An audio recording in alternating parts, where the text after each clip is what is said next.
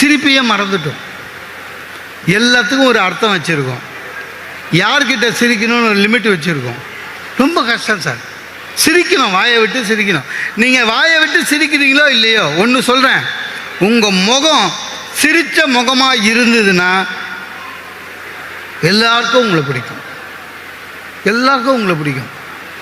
நீங்கள் வீட்டை விட்டு வெளியில் வரீங்க, ஆஃபீஸுக்கு கிளம்புறதுக்கு முன்னால் இல்லை வெளியில் கிளம்புறதுக்கு முன்னால் கண்ணாடியில் நின்றுட்டு சிரித்தா மாதிரி உங்கள் மூஞ்சி பாருங்கள், உங்களுக்கே பிடிக்கும். ஆனால் நம்ம சிரிக்க மாட்டோம்ல சார், ரொம்ப கஷ்டம். சிரித்தா என்ன நடக்கும்னா எல்லாருக்கும் பிடிக்கும். நீங்கள் ஒரு பேங்க்கில் போங்க, 4-5 கிளர்க்கு இருக்கான்.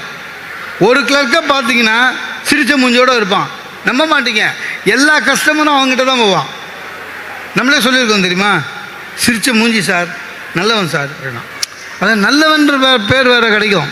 விசாரித்து பார்த்தா தான் தெரியும் அந்த கிளர்க்கு தான் இருக்கிறதுலே திருடன். ஆனால் நல்லவன்னு பேர் வாங்கிக்கணும். அதுதான். ஒரு டாக்டர்கிட்ட போனால் டாக்டர் என்ன சார் சொல்கிறாரு, சிரிச்ச மூஞ்ச வாங்க உட்காருங்க, என்ன ஃபீவரா, எல்லாருக்கும் அதான் இருக்குது. சீசன் அந்த மாதிரி ஒன்றும் இல்லை, 2 வேளை மாத்திரை போடுங்க சரியாயிடணும், சிரிச்ச மாதிரி சொல்லணும். அப்போ தான் அந்த டாக்டர் மேலே நம்பிக்கை வரும். அதை விட்டுட்டு பேஷண்ட் வந்து உட்கார்ந்தோம்னா அவனையே உத்து பார்த்துருந்தாரு வச்சுக்கா, பேஷண்ட் பயப்படுவான். டாக்டர் கிட்னிக்கு பிளான் பண்ணுறாரு போல இருக்குன்னு. ரொம்ப கஷ்டம் சார். நம்ப மாட்டீங்க, ஒரு கொஞ்ச நாள் முன்னால் பீச்சுக்கு போகிறேன். ஒரு 20 பேர் சுற்றி நின்று வானத்தை பார்த்து ஹா ஹா ஹான்னு சிரிக்கிறான். ஆர்டிஃபிஷியலாக என்னடா இது தெரப்பின்றான், லாஃபிங் தெரப்பின்றான். ரொம்ப மனசுக்கு கஷ்டமாச்சு சார்.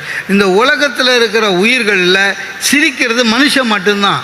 ஆனால் சிரிப்பையே மறந்துட்டு அதை ஒரு தெரப்பி ஆக்கி அதுக்கு ஒரு கும்பல் கூடி ரொம்ப கஷ்டம். நல்ல காலம் இதே மாதிரி போச்சுன்னா இன்னும் 10 வருஷத்துக்கு சிரிப்புக்கே மருந்து மாத்திரை வந்துடும், டானிக் வந்துடும் பாருங்க.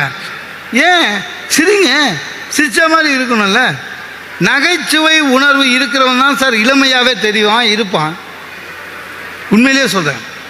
ஒரு ஆள் அவங்க பொண்ணுக்கு கல்யாணம் பண்ணி கொடுத்துட்டாரு, செலவு பண்ணி ஃபுல்லாக கல்யாணம் பண்ணி கொடுத்துட்டு அவங்க பொண்ணு வந்து இருக்கு.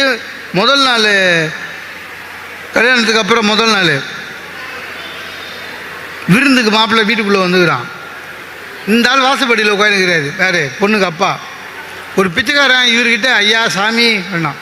அந்த மாமனார் என்ன பண்ணாராம், அந்த பொண்ணுக்கு அப்பா இருந்ததெல்லாம் நேற்று தான் ஒருத்தனுக்கு போட்டேன் போ அப்படின்னாராம். சார் அவர் சொன்னது மாப்பிள்ளைக்கு விழுந்துடுச்சு. கோச்சிக்கணும்ல? இல்லை, ஏன் அவர் சொன்ன விதம் அந்த மாதிரி. ஒரு ஆஃபீஸரு பெரிய போஸ்ட்டில் 1 வருஷம் இருந்தார். 3 கோடி ரூபாய் ஊழல் பண்ணிட்டான்.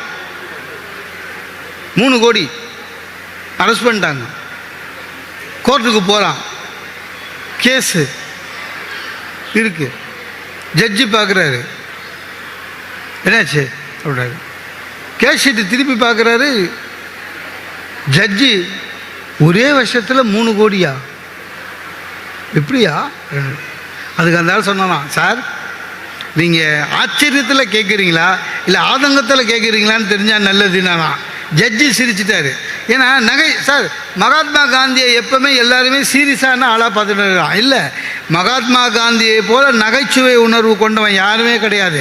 மகாத்மா காந்தி எழுதுகிறாருங்க,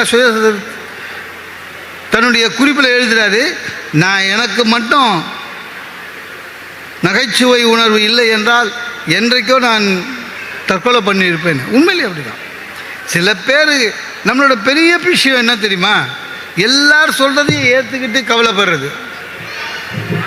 ஊரில் எல்லாரும் பார்க்குறேன், நிறைய பேர் அது சார் அவன் ஏதாவது சொல்லிடுவான்னு பார்க்குறேன், இவன் ஏதாவது சார் சொல்கிறதுக்கு தான் சுற்றின்னு இருக்காங்க. சார் மகிழ்ச்சியாக இருக்கணும். எனக்கு தெரிஞ்சு இன்னைய நாளில் தமிழ்நாட்டில் மகிழ்ச்சியாக இருக்குது சாமியாருக்கு மட்டும்தான் சார்.